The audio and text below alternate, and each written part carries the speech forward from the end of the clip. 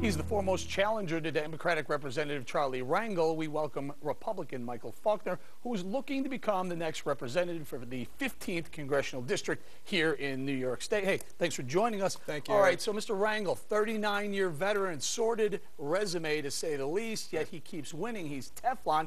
In fact, I looked up his ethics violations, and I got 13 pages of them. How do you propose to beat a guy so entrenched? Well, listen, the House of Representatives was never meant to run like this. It's the people's house, and it was meant to turn over every 2 years. Unfortunately, when these guys get in, they get entrenched, they change the system, they change the rules, they do favors for people, they lock the common citizen out.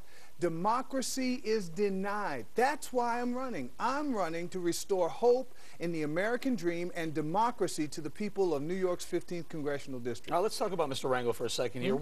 What's the most egregious thing you think he's done? I mean, the guy's on the House Ways and Means Committee, which basically writes tax law, and has a few violations himself. Right.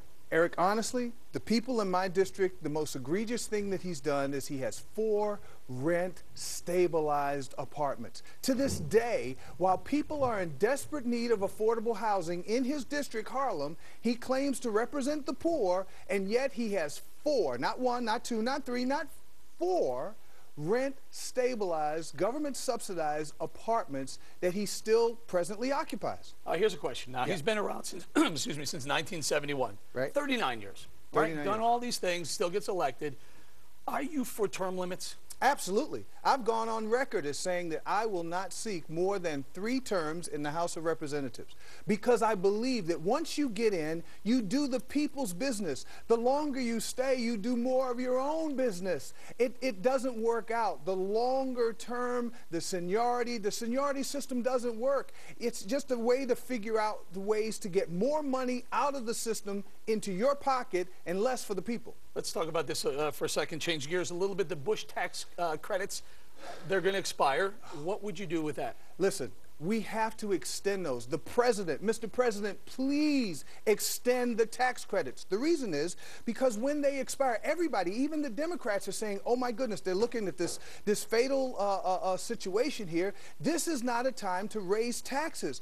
We can't afford the taxes that we have right now. The recession has dried up the money. There's no lending. There are less jobs. In an unemployment cycle, the jobs reports that we've got is dismal. We don't need higher taxes right now. It's the last thing that we need. And it could be a bipartisan issue where we could get votes across both sides of the aisle. If we don't raise taxes, we know New York State is in dire problem, 8 billion, 10 billion in the hole. How do you fix that?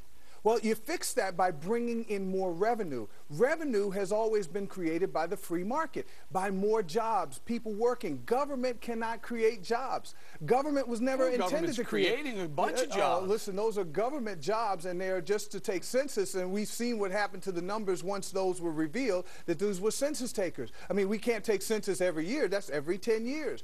Government jobs don't last. They don't sustain the economy. Everybody knows it, especially the citizens in that country. All right, let's talk about this a little. RNC Chairman Michael Steele made some pretty dramatic comments over the weekend, and they were caught on tape.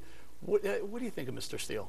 I think Mr. Steele is he's doing an admirable job. He's got a tough job, and I think he got off to a rocky start, and it's hard. It's a tough place to recover.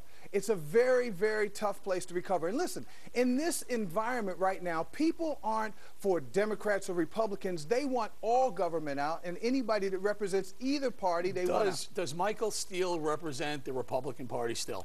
Michael Steele is the chairman of the Republican Party. Still? Yes, to this day. He's a lot of the chairman. Republicans are calling for him to step down because he'd called it Mr. Obama's war of choosing, which angered a lot of Republicans. Right. Well, you know, listen, this is a tough job. And you know, they say when you can't stand the heat, get out of the kitchen. So I'm not going to accuse someone else of making, you know, misstepping or misstating something like that. But I think it's important for us to know that people are evaluating. The people in my district are evaluating me on the basis of what I've done in my community and what I plan to do for them once I'm elected. See, I know Michael Steele. I'm a friend of Michael Steele's, but I think the comment really hurt people like yourself, your chances to win.